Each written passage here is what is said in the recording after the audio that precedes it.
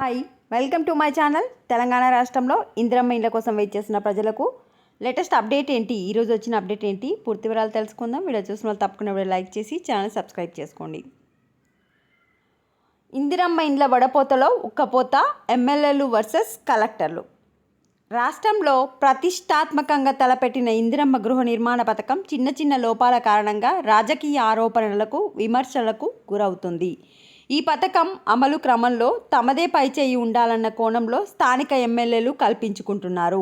లబ్ధిదారుల ఎంపిక ప్రక్రియ గ్రామస్థాయి నుంచే జరుగుతున్నప్పటికీ ఆ జాబితా పై స్థాయికి వెళ్లేసరికి తారుమారు అవుతున్నాయన్న ఆరోపణలు క్షేత్రస్థాయిలో వెల్లువెత్తుతున్నాయి.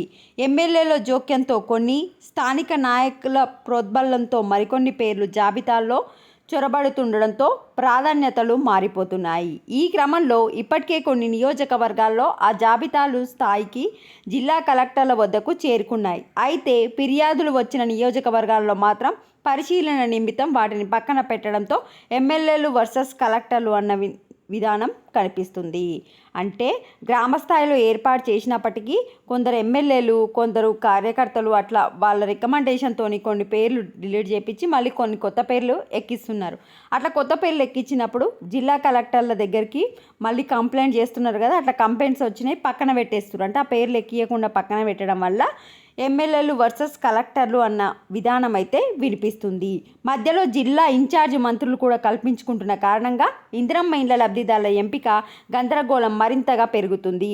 అయినప్పటికీ స్థానిక ఎమ్మెల్యేల కన్సర్న్లోనే మొదటి దశ లబ్ధిదారుల ఎంపిక జరిగిందన్న విమర్శలు వినిపిస్తున్నాయి. నెక్స్ట్ వచ్చేసి ముఖ్యంగా ఇందిరమ్మ ఇళ్ల నిర్మాణంలో ఖచ్చితంగా ప్రతి ఒక్కరూ పారదర్శకత పాటించవలసిందిగా సూచించింది. అంతేకాదు జియో ఫెన్సింగ్ విధానాన్ని అమలు చేయాలని పేర్కొంది. అలాంటి ఇళ్ల నిర్మాణాలకు మాత్రమే ప్రభుత్వం నుంచి నిధులు అందిస్తామని కేంద్రం పేర్కొంది. అందుకు రాష్ట్ర ప్రభుత్వం కూడా ఓకే చెప్పింది. సో మీ యొక్క ఇళ్ళకైతే జియో ఫెన్సింగ్ చేస్తున్నారు. జియో ఫెన్సింగ్ అంటే మీరు ఏ ప్లేస్లో చూపించారో అదే ప్లేస్లో ఇల్లు కట్టాల్సి ఉంటుంది. అయితే ఎమ్మెల్యేలు రికమెండ్ చేసిన పేర్లను కలెక్టర్లు అయితే పక్కకు పెట్టేస్తున్నారు. ప్రభుత్వ మార్గదర్శకాలకు విరుద్ధంగా వ్యవహరిస్తున్నారని వెల్లువెత్తుతున్న ఆరోపణల ఈ నేపథ్యంలో కొన్ని చోట్ల ఎమ్మెల్యేలు పంపిన జాబితాలను కలెక్టర్లు పక్కన పెట్టక తప్పడం లేదు. క్షేత్రస్థాయి వాస్తవాలను పరిశీలిస్తే ఇందిరమ్మ ఇళ్ల సర్వే సమయంలో చూచిన స్థలంలోనే ఇళ్లను నిర్మించుకోవాల్సిగా ప్రభుత్వం వెల్లడించింది. నెక్స్ట్ మనకైతే ఫస్ట్ పేజ్లో 71,482 ఇళ్ళకైతే గ్రీన్ సిగ్నల్ ఇచ్చింది. దాదాపు 700 మంది ఆల్రెడీ నిర్మాణం స్టార్ట్ చేశారు.